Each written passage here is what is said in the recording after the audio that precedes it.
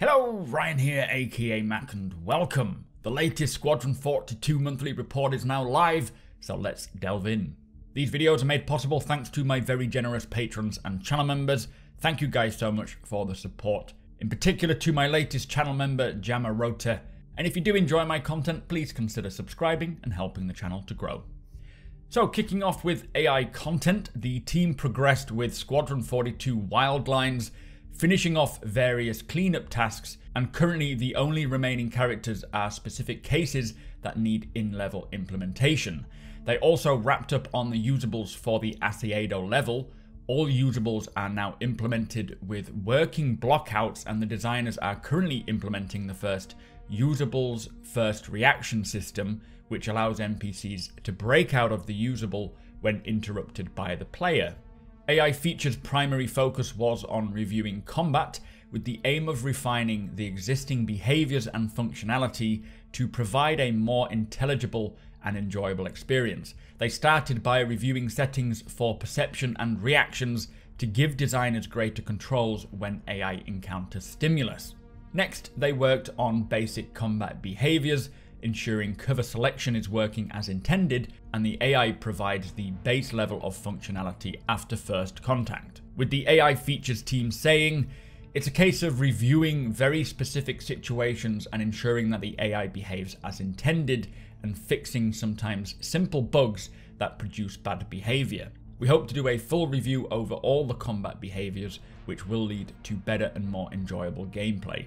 They also worked on specific behaviors to enable AI to spread out and surround the player and taunt the player while in melee combat, with melee behaviors receiving attention to ensure that they quickly switch to combat when the situation requires it. I do like the idea of seeing the AI spreading out and surrounding the player. I feel that will be quite intimidating, even without them taunting me. Finally, the animators continued working on the speed protocol and polish stages for the mocapped cowering and surrender animations, which will be useful for both unarmed and untrained AI. Sounds like they are making a lot of refinement and tweaks to really achieve that nuance for how the AI react, behave, and interact with the player. Can't wait to see all this in action. So the AI tech team enabled the planetary navigation system to make connections between adjacent mesh tiles, which is part of the base work to add support for planetary pathfinding. They updated the tile generator debug drawer to also work with planetary navigation mesh tiles to help them debug issues that could appear during the planet mesh generation step.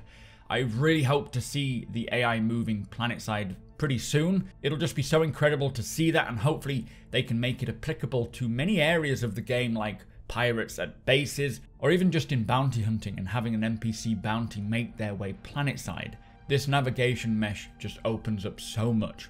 Also, work to allow NPCs to push a trolley along a path was submitted, and this is another piece of tech that will help to get the AI not just pushing trolleys for, say, cargo unloading at docks, but also for all other pushable types for all the areas around the verse. Work was done to automate testing, with the AI team creating small levels and test behaviors that will be enabled later for automated testing, ultimately providing better stability to their systems.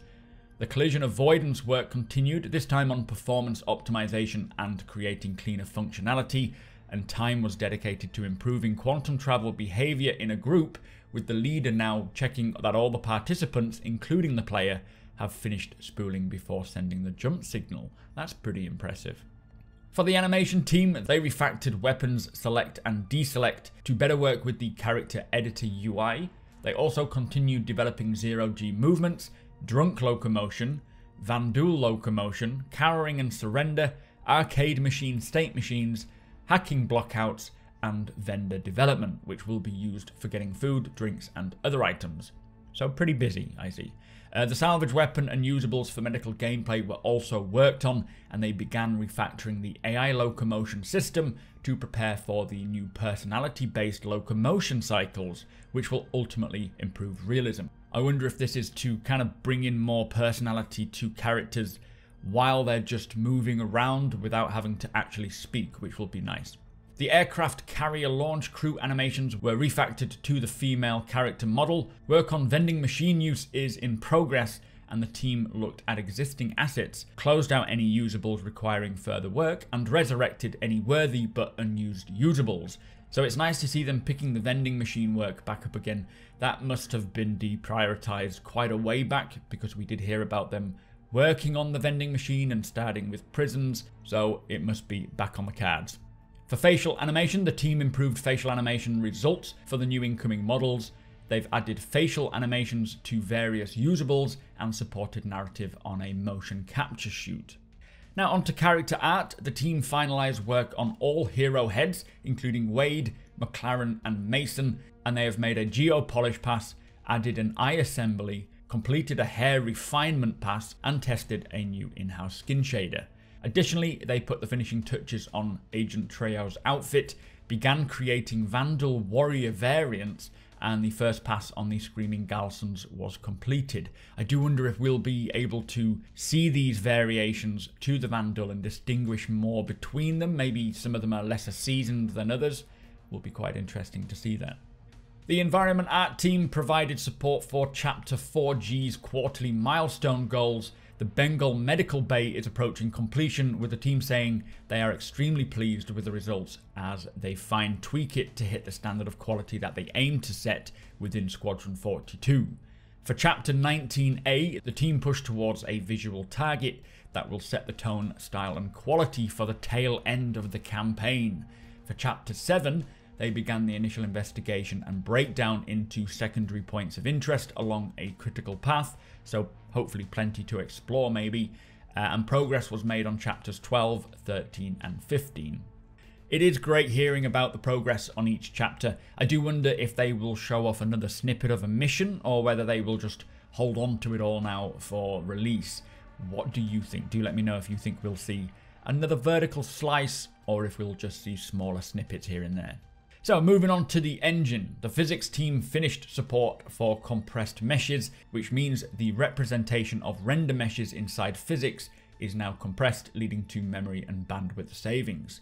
More code such as preparation of vertex positions and normals for planetary patches was also moved from C++ to ISPC to allow faster processing on the CPU. Further optimizations include pre-allocating mesh blocks to avoid stalls during on-demand allocation, caching the current grid of vehicles to prevent stalls in physics, and a new round of terrain mesh generation improvements. For the renderer, the team continued with the transition to Gen 12. Lots of work was completed, which will be used to speed up the streaming in of object containers and sharing of data for multiple instances. Additionally, Gen 12 received the following changes: support for referencing refraction during rendering, tessellated support in the G buffer pass, and a ported Z prepass. Several pieces of legacy code were removed to simplify the render pipeline, and Gen 12 now runs with async shader compilation enabled by default. So lots of work there. Hopefully we'll start seeing those improvements in-game soon. Volumetric clouds and atmosphere rendering saw improvements, as well as continued research. Density queries now also include the cloud tint at the requested location, which is important for the seamless integration of particles into cloud volumes. Cloud shaping was changed slightly to improve the local versus global read, particularly with regards to combating the occasional tiled look of cloud details when viewed from orbit. I do wonder when we will see the next round of cloud improvements. They do look cool already, but definitely in need of more updates, so hopefully we'll see them soon as well. Now on the core engine side, work continued on the entity component update scheduler. Several improvements were also made to support and improve the new profiler front end. For instance, CPU sampling support was added for Linux builds to the server, and several tree optimizations were made inside StarHash. Now for gameplay features, for the Squadron 42 gameplay team, they continued their ongoing track view support, and development began on the new checkpoint tool, with basic creation and positioning functionality now implemented, and there was additional support for the weapons track, allowing more control over firing. For gameplay story, the team completed a 2-day mocap shoot and are currently preparing to process the captured animations, facials and audio. They continue to work on a variety of chapters, each with slightly different focus. For Chapter 4, they completed maintenance work. For Chapter 14, they made a polish pass, and for Chapter 18, they worked on scenes for the first time. Their main focus, however, was on Chapter 5, where they replaced all placeholder content with the new mocap animations to bring its scene up to a particularly high standard, with the team saying, "It has been great to see all the work pay off, as the entire first half of Chapter 5 is now playable from start to finish. This was no easy feat, as there were a lot of animations, 2 walk and talk sequences, and plenty of technical challenges involved." So it's incredible to hear sections are becoming fully playable. With Chris Roberts going through to the UK next year to close out Squadron 42, it is sounding more and more like a potential release next year, or maybe even the year after that. So for the graphics and visual effects programming team, the shader had improvements to the quality of hair rendering in comcalls and refactored the shared code responsible for the depth pass, shadows, motion blur and silhouette rendering. This will fix various bugs and prepare for some of the Gen 12 features and requirements. The rework render to texture post effect pipeline was completed and is now with the UI artists for testing. This introduces custom bloom, drop shadow, color correction and brightness adaptation that will apply to all visor and lens UIs, improving the visuals and legibility. That is great news. We certainly need better legibility with our UI, although it has been improved over the last couple of patches, but there are still areas that could receive this treatment as well.